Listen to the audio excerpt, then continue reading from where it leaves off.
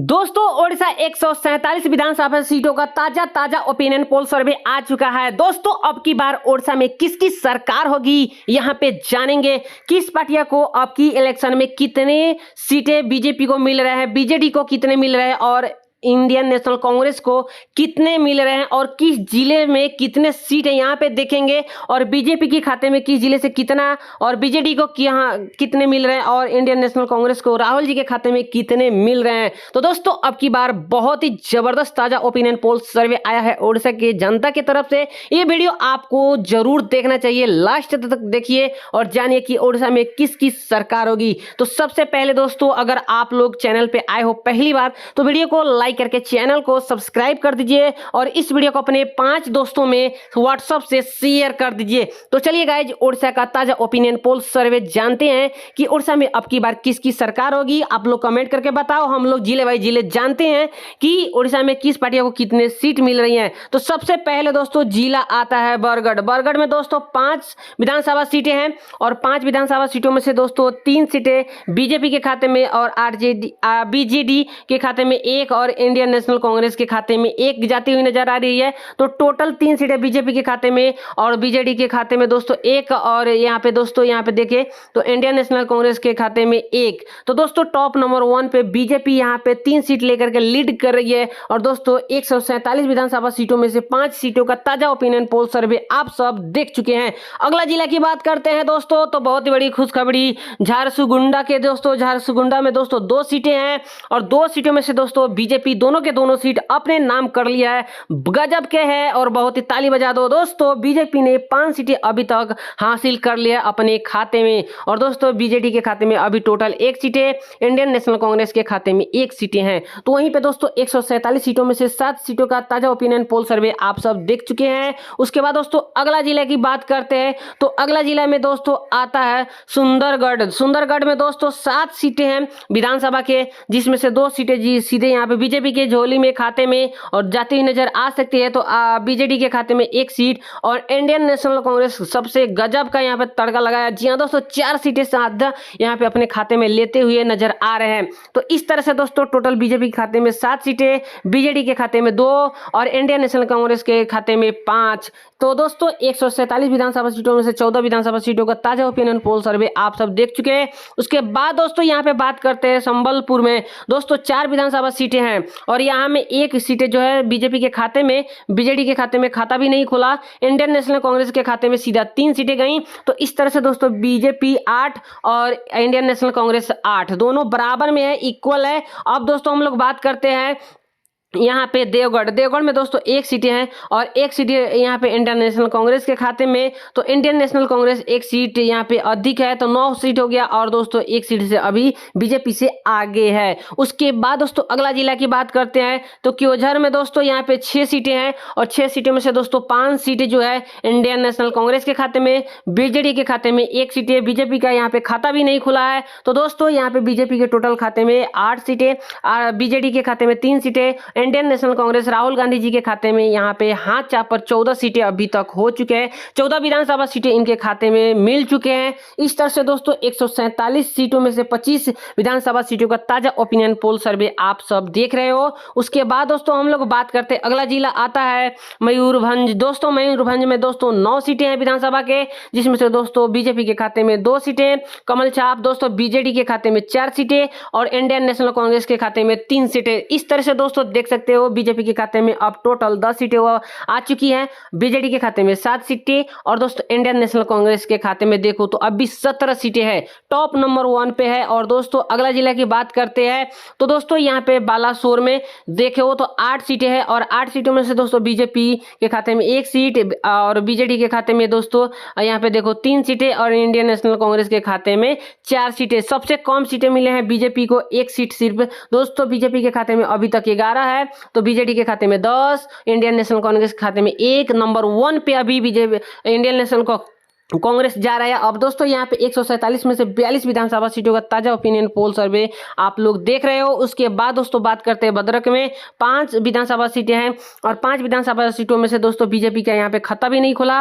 BJD के खाते में 1, इंडियन नेशनल कांग्रेस के खाते में 4 और इस तरह से दोस्तों बीजेपी के खाते में 11 हो है तो बीजेडी के खाते में 11, दोनों दोस्तों इक्वल है अभी। उसके बाद दोस्तों इंडियन नेशनल कांग्रेस 25 सीटों से आगे। दोस्तों यहाँ पे देख सकते हो 147 में से 47 विधानसभा सीटों का ताजा ओपिनियन पोल उड़ीसा का देख चुके। उसके बाद दोस्तों उड़ीसा में जाजपुर में आता है 7 विधानसभा सीटें और दोस्तों 7 सीटों में से 6 सीटें सीधे बीजेपी के खाते में। सबसे बड़ी जीत जी हाँ दोस्तों, 6 सीटें सीधा लेकर के आई है। बीजेडी का खाता भी नहीं खोलने दिया और इंडियन नेशनल कांग्रेस के खाते में सिर्फ 1 सीटें गई। तो इस तरह से दोस्तों हम लोग बात करेंगे तो बीजेपी के खाते में टोटल जो है 17 सीटें हैं और बीजेडी के खाते में 11 और उसके बाद दोस्तों इंडियन नेशनल कांग्रेस के खाते में 26। तो अभी नंबर पर 1 पे जा रहा है इंडियन नेशनल कांग्रेस और दोस्तों 2 नंबर पे बीजेपी और 3 नंबर पे यहाँ पे बीजेडी है। तो इस तरह से दोस्तों 147 विधानसभा सीटों में से 54 विधानसभा सीटों का ताजा ओपिनियन पोल आप सब देख चुके हैं। दोस्तों ये उड़ीसा का जनता कुछ भी कर सकती है, ये समीकरण बदल भी सकती है।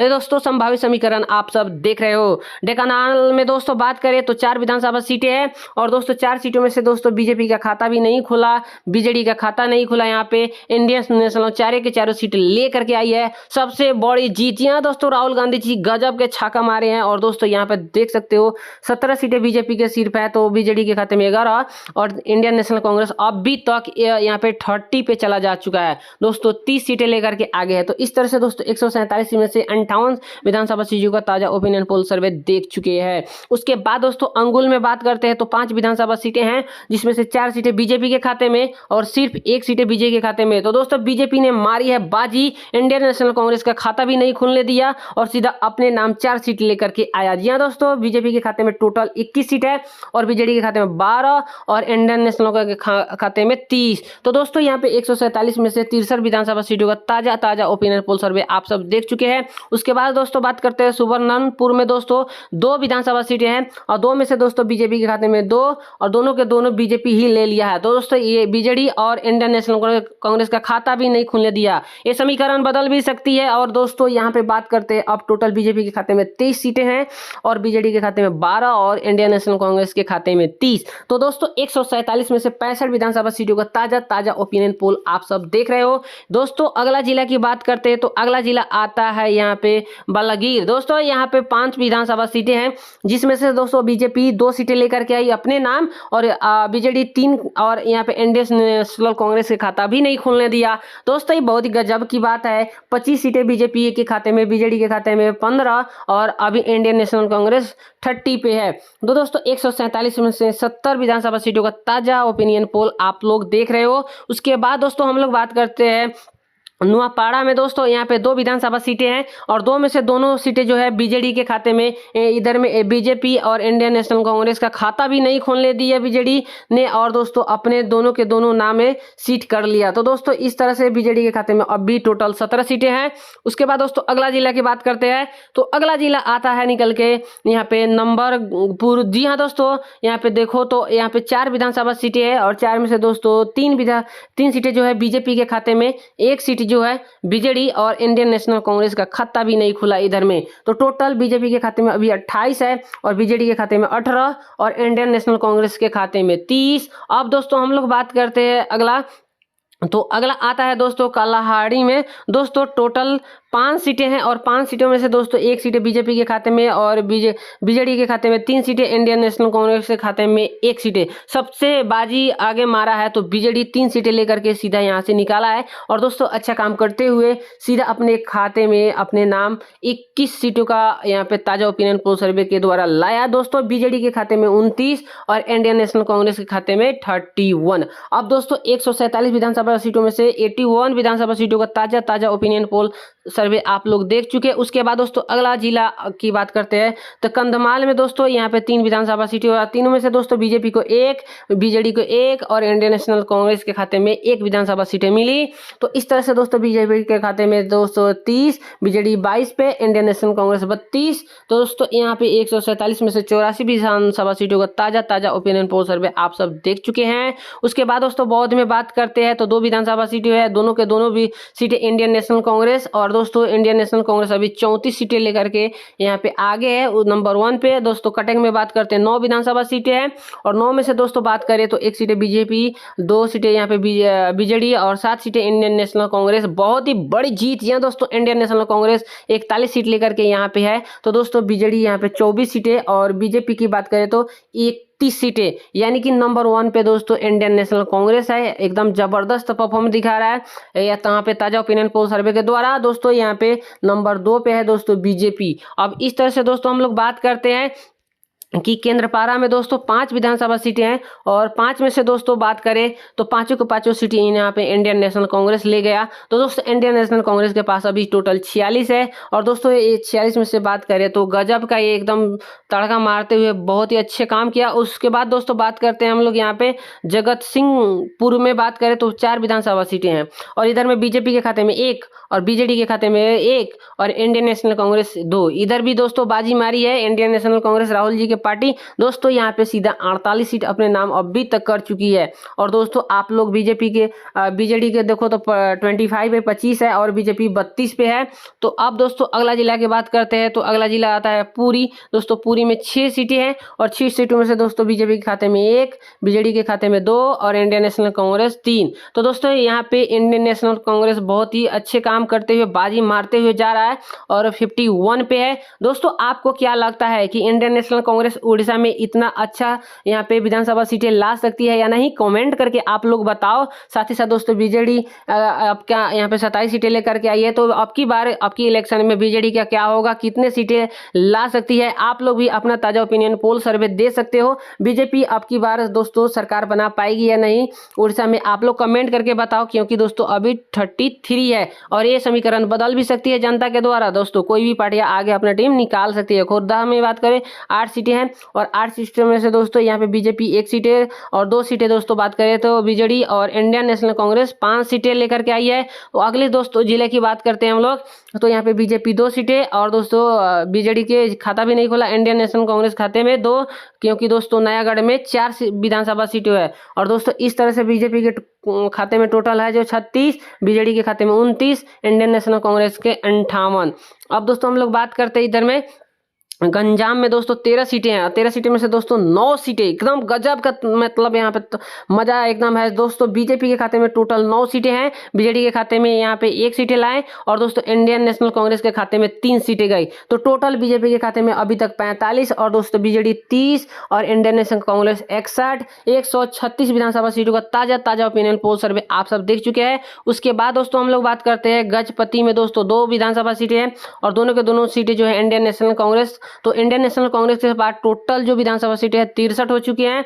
अब दोस्तों हम लोग बात करते हैं इधर में रायगढ़ में दोस्तों 3 विधानसभा सीटें हैं और तीनों को तीनों दोस्तों बीजेपी गजब का यहाँ पे तहलका मचाते हुए दोस्तों सभी के सभी सीटें अपना नाम कर लिया है। दूसरे पार्टियों को खाता भी नहीं खुलने दिया, जैसा कि आप सब देख सकते हो। बीजेपी के पास टोटल 48, बीजेडी के साथ 30 और इंडियन नेशनल कांग्रेस 63 पे है। तो 147 विधानसभा सीटों का ताजा ओपिनियन पोल आप सब देख चुके हैं। उसके बाद दोस्तों यहाँ पे हम लोग बात करते हैं कोरापुट में दोस्तों 5 विधानसभा सीटें हैं और 5 में से दोस्तों 4 सीटें जो है बीजेपी के खाते में और 1 seat Indian national Congress. BJD का खाता भी नहीं खोलने दिया इधर में। तो दोस्तों बीजेपी अभी टोटल 52 सीटें लेकर के आ गया है और उसके बाद दोस्तों बीजेडी 30 और उसके बाद इंडियन नेशनल कांग्रेस 64।